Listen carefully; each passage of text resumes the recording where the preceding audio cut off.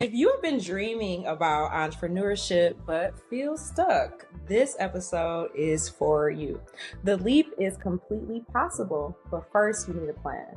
Going from corporate to entrepreneurship is something that a lot of women dream about. You could be dreaming about it right now. Today might actually be your last day at work. Today I have Jenni Hendrix from Tax Team Services in Detroit, Michigan, and we are going to talk about how to make the leap from corporate to entrepreneurship. Hey, Jenni. Hey girl, I'm let's so talk happy, about it. I'm ready. I'm so happy to have you. And I've been on Threads, and something that I saw on Threads is that I would never let somebody from my school be my tax lady. And I was really offended by that. I said, you missing out, okay? Because that's the only person that see my financials. But welcome. Thank you. And the number of people I do from Cass and Michigan State, Yes. it's insane to even think like that. Like, yeah, but I get it. I get it. But it's the trust, it's the expertise, and Yes. that's exactly why I knew that you would be the perfect person to talk about this, especially as I have, placed steps in my own journey to solidify my businesses and take them one step further. So, what I want to learn from you today and what we are going to share with our audience is, how to make that step, right? So, first, Mhm. let's talk about why women want to leave corporate. There's a lot of career instability right now. Oh yeah. Benefits, access to benefits are changing, hours are changing, and as we know, federal employees, some of the most stable, previously considered to be the most stable jobs, are now in flux. And so Yeah. when we're looking for security, I think entrepreneurship often comes to mind first for people to have something to really build a stronger foundation for themselves and their families. So let's start talking about the identity shift from employee to business owner. Let's start there because Oh it's my a big goodness. difference from Totally. coming into the office to waking up and saying, what do I have to do for my business today? hmm And it's the number one thing that I teach entrepreneurs. It's the shift in the money mindset. Mm-hmm. When you know this check is taking care of your lifestyle, your bills, you show up. And as Black women, especially, we go and we kill that job. We Mm-hmm. gonna go above and beyond. We want to get all the president awards at corporate. We want to climb the corporate ladder. We want to do all the things. But when you say go to your office in your home and get on that laptop and start to do some real research or do some real accounting figures or figure out how to market yourself, and you scrolling on Facebook, you like, Ah, oh, you busted.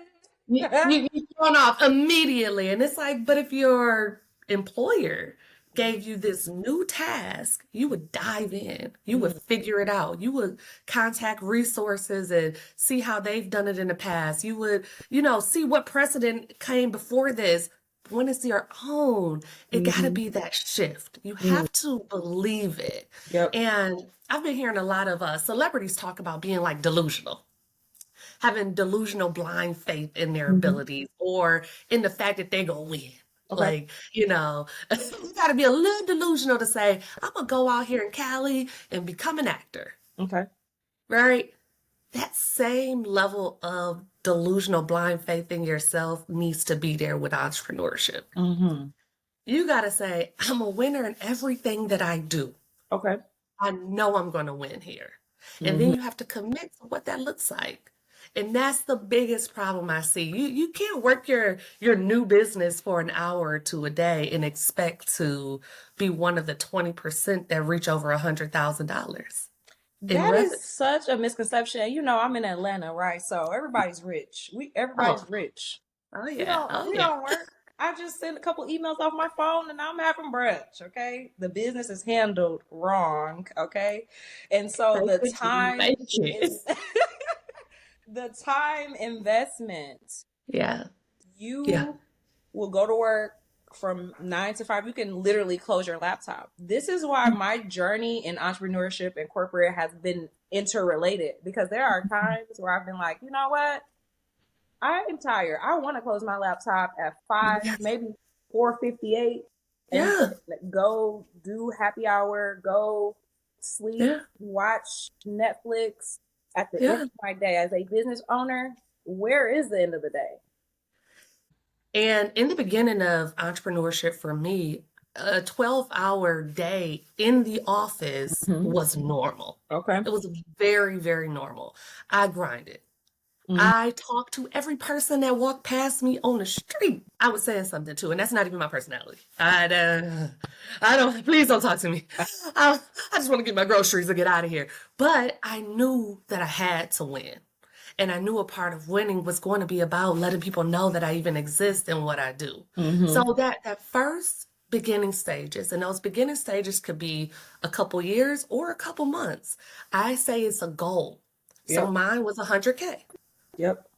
I Yep. wanted $100,000 in revenue, Hmm. and then I was going to start to set some boundaries. Yep. I made that 100,000 in the first 4 months of business. Yep. So I was like, oh, wait a minute. Okay, now my new goal is 500K. But Hmm. that beginning stage, you set a goal. And if you're trying to get out of corporate America, that goal needs to be your salary, all the employee benefits, the total of what that income is. That needs to be your goal. And let's give you a little credit, not a little credit, but a lot of credit, because 12% of Black women owned businesses make over 100K. So congratulations to you. You are Thank a you. proven leader and trailblazer in this space. So I just want to make sure that we save space for that, because Yeah. we often have goals and want to know how to reach them and exceed them. And Yeah. so for you, knowing that that was your goal, what was your biggest mental block you had to overcome to get there? It was the imposter syndrome before Mm. that was even a trend. Okay. It was the I'm going into a space that is predominantly, held by white men, Mm-hmm. and I'm a young Black woman Mm-hmm. where at this time when I started my business, I didn't even have my master's degree in business administration or my certifications in Mm-hmm. business turnaround management and all of these things. I had a bachelor's degree in journalism with a specialization in PR from Yep. Michigan State. Okay. So, yes, I did study. Yes, I did try to learn. Yes, I did all of the things. I wasn't technically qualified on paper. And I also was not represented in this space. Mm-hmm. There are not a ton of Black accountants, period. Mm-hmm. And then Black women accountants. Mm-hmm. So it was the fact that I was doubting my own abilities, right? Like I was like, how am I gonna show up and take into a space that I don't even have a mentor in. I Yep. had business mentors, I had, all type of Black women who were killing it in other industries, but nobody in my sector. And so the entire time it was like if somebody said no, I was like, oh, I get it. Okay. Instead of being like, why not? Mm-hmm. But when a lot of no's are not right now. So something that I had to, get the confidence to grow into, because if somebody tell me no right now, but when? In the beginning, I was like, okay, thank you. All That's right. it, exactly, because you not only built a business or an enterprise, you Yeah. also made a pivot. You made a pivot and built something new. And Yes. so what most people do is take their transferable skills and from their space. I'm a marketer, so most people turn into consultants or they Yes. find some way to package up what they're doing now into something that they're doing later. But Mhm. regardless of if you're making a pivot or building something that expands your expertise, how do you prepare yourself while you're in corporate right now? Because Oh, yeah. let's talk about that on ramp. Because for Yeah. some industries and spaces and markets and the global economy, you can think that it's going to be a 6 month on ramp until you're actually producing, but Oh, making money does not always mean you're making profit. no. No. So let's Right. talk about how to build that plan to really leave corporate. So one of the key things that you just said, you try to take your transferable skills. Mm-hmm. And honestly, that is the key to that first stepping stone. Mm-hmm. Luckily, my transferable skills were communications, talking to people, a little bit of marketing. So I knew that in order for anybody to grow in business, you got to let people know what you're doing. Yep. So I did, I got awards, I got some PR, I got some news articles. I was out here. Mm-hmm. I was out here. And all of that came from my education background, my background in corporate communications. So that is key. Don't think that the pivot has to be so far off from where you are, Mm-hmm. but think about how the skill sets that you have built Yep. throughout corporate, how that will be an enhancement on your business. Right. That's number one. Okay. That's gonna be number one. But then number two is thinking in terms of money. Like we got to be realistic. A lot of times that we think about our job as this safety net. Mm-hmm. So, this is my consistent income. This is my health care. This is my child care benefits. This is all of these things. Instead, you have to shift your mind to this is a means to an end. Okay. Okay. I'm using this money as capital to start my dreams. Mm-hmm. I'm using this corporate money to start my talk show. Okay. Yeah. Period. Right. I'm not, if it's a safety net, you can always fall. You can always quit. Mm. There's a level of comfort. You got to get uncomfortable. Mm-hmm. A big piece of starting a new business is getting really uncomfortable. Yes. Like I said, hearing no. What do you mean no? But I did all the work. I have all my stuff together. Right. What do you mean no? Right. So that's a very uncomfortable space to be in. Mm-hmm. A lot of times in corporate, you're not talking to people that want to turn you down. I worked in the Chevy brand. Mm-hmm. I was talking to people who love Chevy. Mm-hmm. Yeah. I was talking to somebody who, was a diehard Ford fan that Mm-hmm. I was convincing to come to Chevy. No, they already love Chevy. Yep. And I was just like, Yep. keeping the communication going. When you're starting your own business, they don't know you. They don't know you. They don't know your brand. They don't. Even if they think they know you, I still don't know you. So it's a lot of shifting your mindset to that comfort and safety net of your business, your W-2 income, and shifting it to a means to an end. So you got to look at things like, how much does it cost to live? Mm-hmm. And a lot of people think of budgeting as cutting. I like to look at all of the things. If you know you get a facial every single month, that better be in that budget. Listen. If you know you like to drive a new car, the prices aren't doing anything but going up. That has to be in the budget. So look at what the cost of living is for you. Mm-hmm. And then start to backtrack. Okay. Because a lot of people, I won't even tell you how many people I've talked to that said they want to start like a t-shirt brand. And I'm like, okay, you go $20 yourself to death. But think about how much your service or your product is actually going to cost to manufacture. Mm-hmm. How many people will have to buy it before you could take over your cost of living after all of your expenses. Yep. And really map that out. Yep. Some people look at that number and you see, oh, I need 1 million people to buy this t-shirt in order for me to leave this job.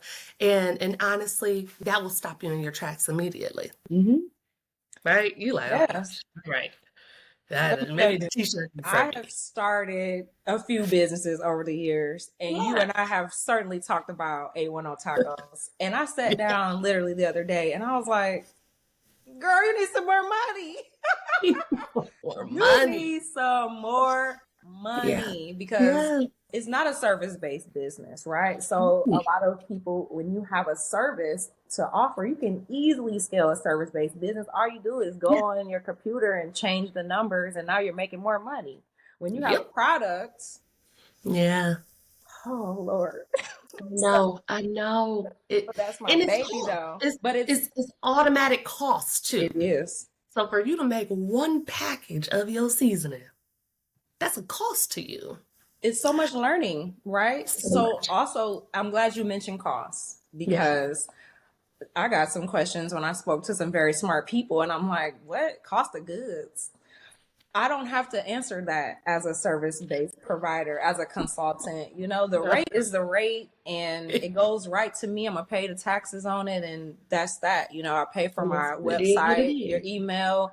But you're saying cost of goods and trying to find Yeah. out my profit center and shipping and labels and all these things. You know, me, I'm like, maybe this is not for me. But if it Right. is for you, what are some resources and ways that individuals can up level their financial acumen too? Because going into being an entrepreneur, you have to wear all the hats. It's not optional. You Amen. have to wear them all until you can delegate someone to manage them, and then you still have to oversee the management of those things and be aware. What advice would you give for that aspect when there are portions of the business that may be a weaker point in your area of expertise? Oh yeah, and every single entrepreneur is going to have some weak point. So nobody is equipped for this thing just right off the bat. I'm gonna tell you that right now. But COVID was a influx of businesses, right? Everybody was just trying to get money. We're trying to figure it out. And during that time, I actually created a coaching program called Motivated Money Systems, Mm-hmm. where I break down every aspect of business. Now, for my program, I am looking for more people who have been in business for at least 2 years. So we can look at the year over year numbers, track where you actually are coming from, set some projections, and really get you to the next level. Mm-hmm. But I said that to say you have to keep learning. Mm-hmm. No part of being an expert in your field means that you can't continue to learn. Yep. And a part of learning, you just have to know what you need. Yep. And it's three major areas in business. And actually, I have a free download that you can get if you just click on my website, Mm-hmm. where I just kind of go over 5 different entrepreneur types. Okay. Because it's 5 of them, Okay. and it's all the way from the hustler to the CEO. Okay. And the hustler is side hustling it up. If they make a couple dollars, great, but they ain't tracking nothing. They don't know what they're doing for real. That's The just a little CEO, bit of trick money, okay? you know I'll that, take that. whatever. And transitioning to CEO status takes you identifying 3 different areas, and those areas are accounting and taxes. Mm-hmm. Taxes can make or break your bottom line. Oh yeah. So being like, oh, I don't know nothing about taxes, or I don't understand deductions, or I don't know what I can deduct, is something that no entrepreneur should say ever. Correct. Now, if you need to check with your accountant to verify a transaction or verify how to, track it properly, okay. But you need to know the bare minimum of what you can deduct. 2 is marketing. If people don't know about you, how they gonna come to you? And building a brand is a big, big piece, because people start to try to hire and get all this team of people to go out into the streets. But if your brand and your bottom line and your business model isn't communicated through those new hires, you just got people out here throwing dirt on your brand, and it's your moneymaker. So I vet the person that answers my phones. Like, you Yeah. would think that's just such a simple job. No, No, they no. are the first introduction to your brand. First introduction. And if I call a business and it's like, hello, Jenny ain't here. Or if they can't answer basic questions. So when's the last day I could file my taxes? Oh, I'm gonna have to put you an appointment because I don't know. What do you mean? What do you mean? Yeah. Wait, this general knowledge. That is a huge, huge component. So it's not just about buying a Facebook ad or getting Google AdWords. It's about all that comes into what your brand looks like, who's involved in it, who has customer interfacing. It's a bunch of stuff that goes into it. Okay. And then the third biggest place of contention that I've had with a lot of business owners over the years is having that office space versus remote, right? This is a big, big one. I mean, pre-COVID, I had office, I had multiple satellite locations, and I was thinking about even branching out into larger spaces and more spaces, right? Um, those offices were costing me about $80,000 a year just in rent and utilities. Not to mention, I had to be learning how to read leases. Like, hold on, wait, you Mhm. not gonna come fix this toilet? Wait, Right. what does it say that at? Which page? Tell me Mhm. what. So now, operating from a remote space, I have satellite offices in Atlanta, Mhm. satellite offices in Florida. I'm able to travel and have homes in different places and be able to write off, hey, I want to go see, I want to go to the Janetta show real quick. I Yes. can, and I can write that off as a business expense because I have business there. Yes. So it's all of these things that go into what actually is necessary to start your business that Hmm. I think people get clouded by. Okay. People spend tens of thousands of dollars on logos and websites, but ain't got nothing to say. Okay, it's pretty. There's no SEO, so nobody's going to ever find it. It ain't saying nothing, so nobody is going to be converted from that website. So what are we doing? Where are you focusing your energy and your time spent? Hmm. You should be looking at how can I be a solution to others? Mm. That's I real. know I want to work with business owners, and I want to work with business owners who got some money. Yep. Okay. So I can't be talking to you about the child tax credit all day or earned income credit because the people who are making money don't even qualify for that credit anyway. Oh my God, I'm And if I sorry. want Visible disgust and that's another episode. We need to have another episode on being a six-figure plus earner and how to keep your money in your pocket. oh yeah, Everybody talks about making a whole lot of money, and I just told somebody last night we need to have that chat because okay, let's do it. I can't believe them people wanted that much money from me, and I was like, oh no, help. Listen, That 24% tax bracket ain't fair. it really isn't. It really isn't, And it's crazy because next week I'm going live on IG every day noon to go talk to some of my clients. And one of them in particular is a physician. Mm-hmm. So physicians, their base salary is going to have them 24+% tax bracket. Mm-hmm. You telling me I'm gonna come in here to risk my life every day for you to take half of my money? Oh, it's so sad.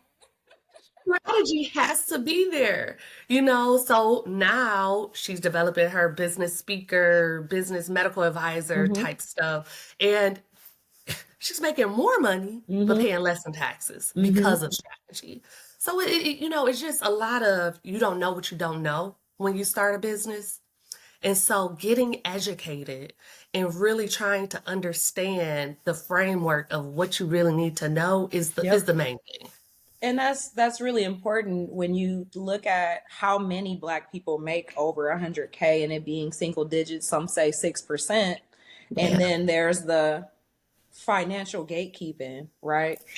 It's like, wait, other cultures talk freely about money, Please freely tell me. about salary. How much do you make? Oh, you make that? Well, I make this. Well, here's how you can make what I'm making. Here's how I'm managing what I have. Man. We call it pocket watching and all types of things, and it's very unfortunate because Mm. that is the only, well, not the only way, but as a collective, and we're sharing information and sharing knowledge, then Yeah. you can put me up on something that I didn't know. And to be completely honest, I was the last of my friends to make six figures. I thought everybody made six Mhm. figures. So when it was my turn, I was asking questions. Like, Yeah. well, wait a Yeah. minute, because I'm looking at what I was supposed to get and what I got. How do I keep this money? Okay, because You're like, I did they see just send it to they me? just took a trip out of my check every week. Like, I'm not feeling this. Yeah. So having a circle of influence or having a Mm. trusted resource. Now there's books about it. It's tons of books Yeah. about it. Yeah. You can have at it, but in your circle, Yes. also having conversations with other entrepreneurs, other professionals, other Yeah. people who have been good stewards or even bad stewards. They got a story to tell too. But just Yeah. having the conversation can open the door to more learning, and we can Yeah. begin to hold ourselves a bit more accountable to having better, stronger Black businesses because we Yeah. are connected and in the loop with how to be, again, a better financial steward of our enterprise. Yeah. And the key thing is it's systemically with our community. Mm-hmm. We got pride, we in competition with one another. We think that, and let me tell you this. I will say the first 5 years in business, I was told at least 3 times that I need to teach other tax preparers how to do what I do. I was like, no, ma'am. No, thank you. I want all of the business. I want to do everybody in the world's taxes. Thank you. Thank you, though. And over the last 5 years, is something that I've been working on for real, on the last 2 years, is developing the framework for other Mm-hmm. tax accountants. Because I see tax accountants who, say that they're thriving, but they say they only had 100 clients. Well, 100 clients, unless all of them have capital gains, distributions, businesses, bookkeeping, all of the things, you ain't making no money. Unless Mm-hmm. you're just raping people with Yeah. how you price, but you ain't making no money. Yep. And how can you have this expertise and not be getting to the money? It's because you just don't know what you don't know. So it's like a piece of it is I want it all, right? Like Mm-hmm. I had that scarcity mentality of I can't teach somebody else to do what I do because they're going to be in competition with me. But no, Nobody's you, girl. it's me. It's you. And that is what we have to get over. Mm-hmm. And I didn't get over until I got over a certain amount of money. Mm. Which, Mentioned your coaching program that goes from hustler to CEO. And I just yeah. wanted to center on that because that's such a good resource as let's just say our audience are people who are not quite on or excuse me, who are already entrepreneurs and they are looking to leave corporate. And Yeah. some of the things that I want to have as a key takeaway from this is how to get there. How do you move from being at work to building your business? And I want to mention testing the waters, right? The first Okay. step that you mentioned is being a hustler. Sometimes you Yeah. just have something, you for example, I like to do resumes on the side. That's a hustle for me. That is not a big deal. Literally Yeah. Zell me. I've been doing that for years and it's not a thing. It's Yeah. just side money, right? But let's say Yeah. I wanted to scale that. I've tested the waters. The people who come to me, they get referrals, kind of an underground business. I could literally take that and make a business out of it. So I'm using myself as an example, right? Mm-hmm. So testing the waters and making money before you leave your job is really Yeah. important. You mentioned selling Absolutely. t-shirts, having an apparel business. That's a volume-based business. That can be a little Yeah. tricky. But if you Yeah. are using your business funding, moving some money every 2 weeks into your business account or a savings account. So now you not only have a nest egg for yourself, uh, Yes. for your primary expenses, your living expenses, but you're Yeah. also putting money into the business. That's why Yes. kind of maintaining your 9 to 5 and your 5 to 9 concurrently is an advantage so that Mm-hmm. you can continue to experiment while you are managing your concept. So Yes. that's one, ensuring that there's a demand because you might think it's fire and then you put it on the internet Nobody else and does. it's not fire. You don't know marketing, so I don't even know what you're doing. Yeah. And it really is a good idea, but it needed a Yeah. little bit more perfection and polish. So again, I think Yes. that's why your resource is really important. Secondly, I For think sure. about having a transition plan. Ugh. Every day you could be like, oh, fuck this shit. I don't want to be here. We've all said that. Everybody in the WTF. history of the world. Some people say that every day at work, Every and day. it's real. So Yeah.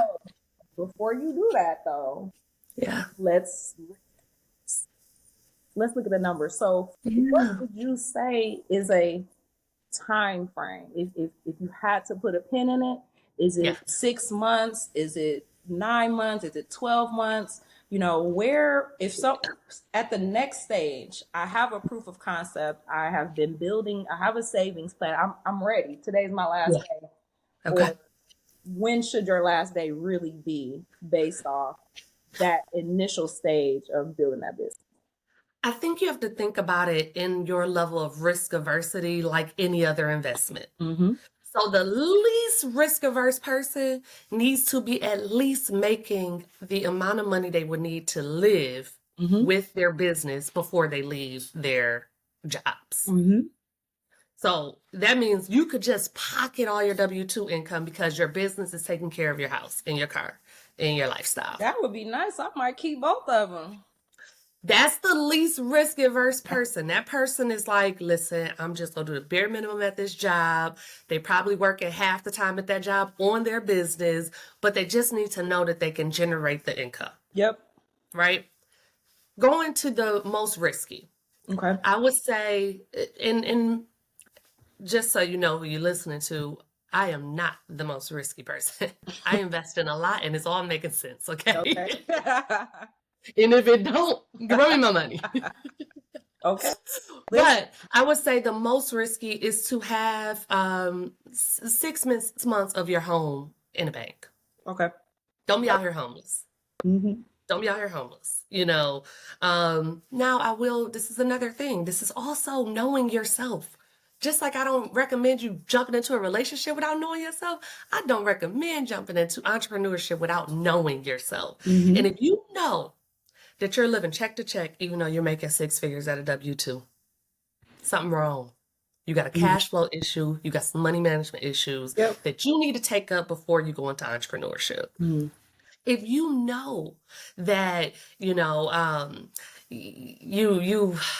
are taking care of multiple people. You got a mom, you got kids, you got, all of these different things that and people their survival is based on your income. Mm-hmm. You can't just be jumping out here and popping out, right? But if you know that when your back is against the wall and you on your knuckles is when you operate the best, you operate in excellence, that job is probably holding you back. Okay. No matter what, no matter if you got any money in the bank or not. People who operate in efficiency and on their best when they are just, dead to the water, they will leave that job one day and the next day make 100 calls. Mm. So you have to know yourself. If you know that working your business right now for an hour a day has been taxing, you've been too tired, you can't allot the time, you're not going to quit that job and just all of a sudden be the efficiency warrior. Yeah, no. Not at all. It's not going to happen. Not at all. Like, you know how many entrepreneurs that, will say, hey, you want to do a lunch meeting? Or you want to do a breakfast date or whatever. And I'm like, no, they're my work hours. Right, yeah. Yeah, I got flexibility. Yes, I can do whatever I want. It's discipline. It's finding discipline in the flexibility that you desire because it has to be just that serious. Absolutely. And this is my busy season. Hey, listen, you have to know that. And and at the top of the call, you mentioned having boundaries. Having those boundaries is really important because nobody is tap you on your shoulder. There's no one-on-ones. There's no performance review. It's just you and your business. So that is a perfect segue to just summarizing our conversation here around you are a Black woman and you're ready to go. You are over it. You got a plan. You have a vision. Let's have a financial cushion before you leave because we want to make sure you are still fabulous while you are being an entrepreneur. Having money woes over your head while you're trying to innovate and build is incredibly stressful. And you don't need that energy going into a new venture. Validate your business idea before quitting. See if it's working. Make sure that it's working. And as Jenni referenced, have a comparable, if not more, revenue coming in from your business that allows you to close your corporate chapter. Yes. Build a strong network, have a support system, know other business owners. Know Jenni. Yes. Know Jenni. I'm the ultimate accountability partner. Yes. That is also a part of building a business, is having a network and a solid support system. Leverage your corporate salary and your transferable skills to fund and grow your business. And before we go, Jenni, tell us where we can find this amazing resource that you referenced. I'm going to go look it up and I'll share it. But where can our viewers go to take part in that? Everything is on my website, jennilhendrix.com. Go there. You can see all of my services. It'll link you to my business page, but the free resource guide is there. And the first step in just understanding where you are in entrepreneurship is knowing which type of entrepreneur you are and what's holding you back. Awesome. All right. Well, thank you, Jenni. I learned a lot, and I know that our audience will too. This was very insightful. Thank you for coming on. Thank you for having me. I just love this. Look. It's so good. This is it right here. I like this. And we will be back on that 6-figure money management episode, because I think the girls need to hear that, because the Black women is getting these coins and I want them to stay in their pockets, not me too. Uncle Sam. Uncle Sam. Okay. Elon, well, whoever over there. Love him. We want it. It's our money and we need it now. We need it.